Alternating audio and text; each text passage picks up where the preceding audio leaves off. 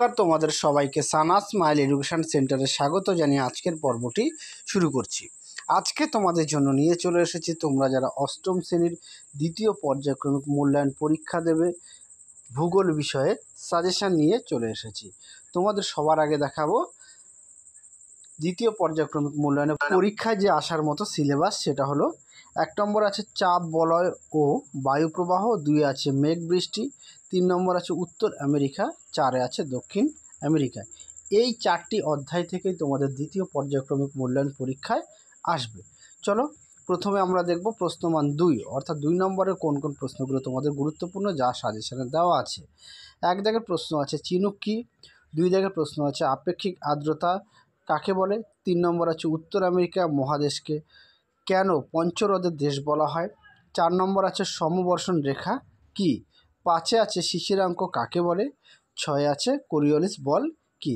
এখানে যে কটা প্রশ্ন দেওয়া আছে প্রতিটা প্রশ্ন গুরুত্বপূর্ণ, তোমরা অবশ্যই বাড়িতে পড়বে। তোমাদের এই প্রশ্নের যে সাজেশানে আমরা যে প্রশ্নগুলো দিয়েছি সমস্ত প্রশ্নের উত্তরই আমরা সমাধান করে দেখিয়ে দেওয়া আছে, উত্তরও দেওয়া আছে, যা তোমাদের রায় ও মার্টিন প্রশ্ন বিচিত্রায় ভূগোল বিষয়ে সেকেন্ড ইউনিট টেস্টে যে আমরা মডেল সেটগুলো সমাধান করে দেখিয়ে দিয়েছি, সেখানে গেলে তোমরা সমস্ত প্রশ্নের উত্তরগুলো পেয়ে যাবে।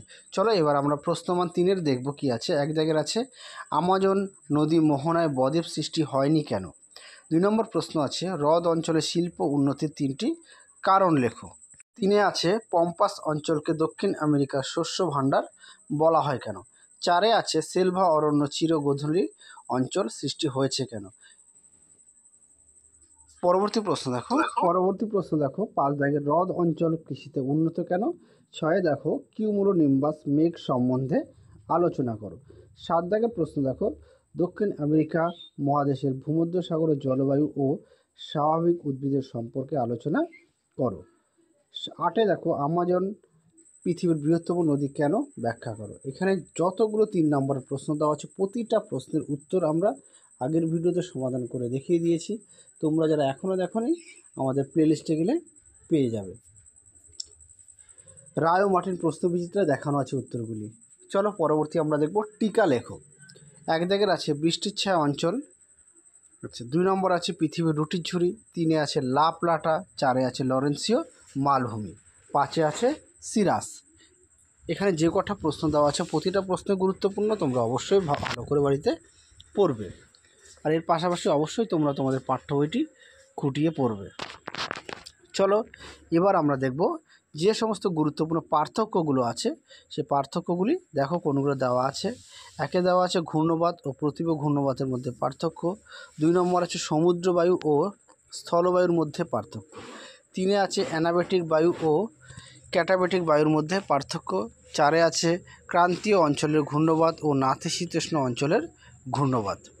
5 আছে বাষ্পীভবন ও ঘনীভবনের মধ্যে পার্থক্য। আচ্ছা বাষ্পীভবন বানানটা একটু ভুল হয়েছে, দুঃখিত। বাষ্পীভবন ও ঘনীভবনের মধ্যে পার্থক্য।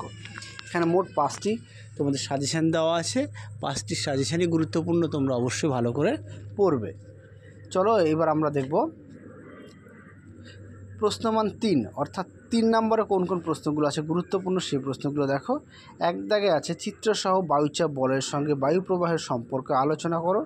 2 নম্বর আছে শৈলক্ষে বৃষ্টিপাত ও পরিচলন বৃষ্টিপাতের সম্পর্ক চিত্রসহ লেখো। আচ্ছা দুঃখিত, এখানে নাম্বারটা মিস্টেক হয়েছে, এটা 5 নম্বর হবে। হ্যাঁ আচ্ছা 3 দেখো সমুদ্রবায়ু ও স্থলবায়ুর সৃষ্টির কারণ চিত্রসহ ব্যাখ্যা করো।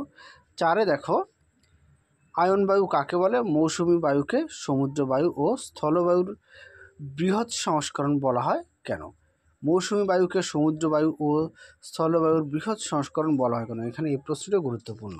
তাহলে চলো আজকের মতো এখানে সমাপ্ত করছি, আবার দেখা হবে খুব শীঘ্রই তোমাদের পরবর্তী ভিডিওতে।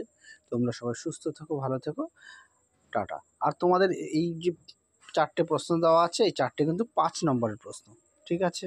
তাহলে চলো তোমরা সবাই সুস্থ থেকো, ভালো থেকো, টাটা।